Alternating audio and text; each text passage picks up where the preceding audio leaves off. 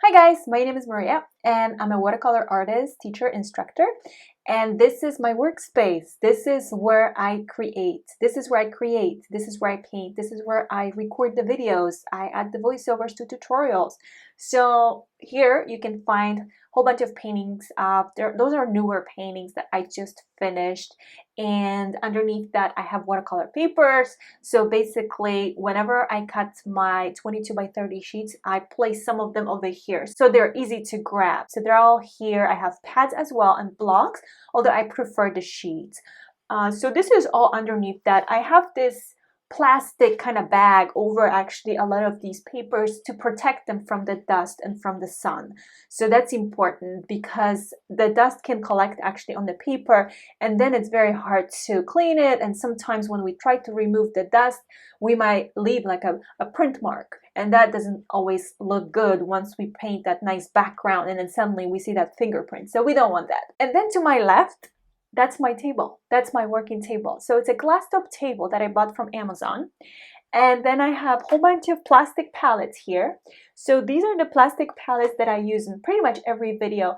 These are by Richardson, and I buy these from dickblick.com. So some of my brushes are here behind me, and I don't keep all of the brushes that I have like outside because they collect the dust very easily, just like the paper. So you want to protect your brushes, the ones that you don't use. Let's say you have duplicates and so on. I just place them into containers, which I'll show you in a second. It's a plastic container, which I also bought from Amazon, and it's very easy just to close it, and then whenever I need a round zero brush again, then I just go back to that plastic box. And all my watercolor pigments are also behind me. So I have these cards from IKEA, and that's where I stash a lot of the products that I have. So these would be Holbein Paints, for example, and I have a lot of them here. And I have another room where I keep a lot of the materials as well, which I don't really need at the moment or in the next month or two. For the majority part, this is where everything is. So it's easy, like handy, so I can just grab it if I need it.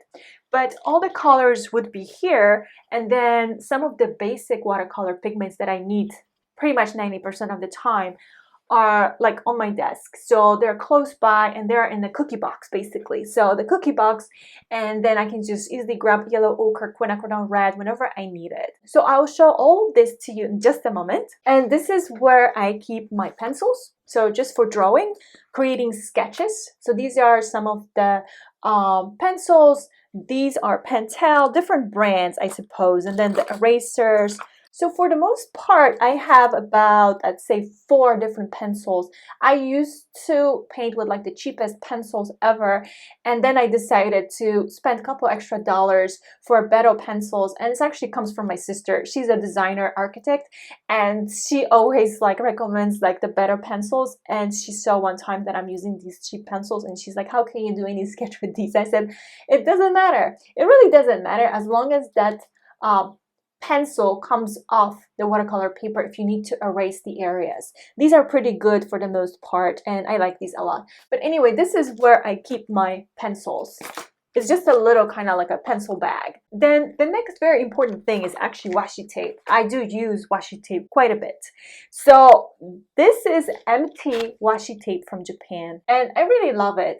It's just that it comes off easily off the Arches papers, and I don't have any issues. Like it glues itself pretty well to the frame, and I always have that nice white frame. And it really is a matter also of the watercolor paper you're using, because some watercolor papers are very fragile, just like Stonehenge Aqua cold pressed, for example. Anytime I use this washi tape, it rips the paper, so you have to be very careful. But Arches papers with this washi tape work great.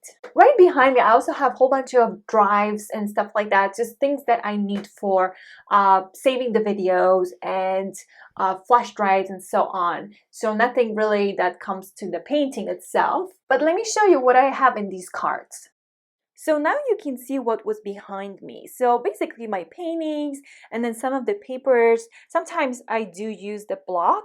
So this is the rough watercolor paper by Arches, 140 pounds. Whenever I paint on blocks, I usually prefer the smoother side. Then a whole bunch of my drives. This is the box where I keep some of the paints as well over here. These are some of the papers right here as well. So I have some of these pre-cut watercolor papers, whole bunch of them here.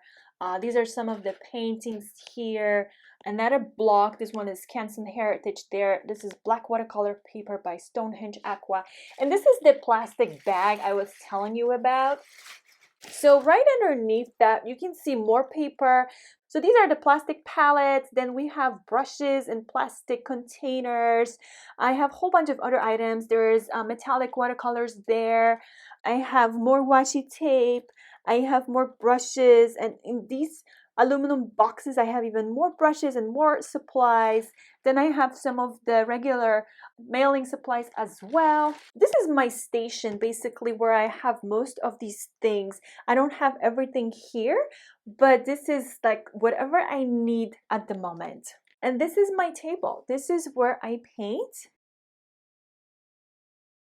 So this is one of the plastic palettes I recently just used. This is for my monochrome class. Another painting, so another drawing that I am about to color here, and then I have all these additional watercolors in here. I haven't showed you another place where I keep the watercolors. It's actually underneath all these watercolor papers. It's just too heavy to lift it right now. These are all the additional colors there I would keep. And this is the silver button that I received from YouTube, thanks to you guys. And then my favorite painting. So I did this painting probably 2 years ago. So that's it. Another area important to mention, this is where I have my swatches. So whenever I paint here, I just look up and I know exactly what I need to know about a certain watercolor pigment. And this is actually my mom. This is when she was painting when I was growing up with oils. So all that information that I ever need is right here for my watercolor paintings. So I hope you enjoyed this mini tour, and thank you so much for watching.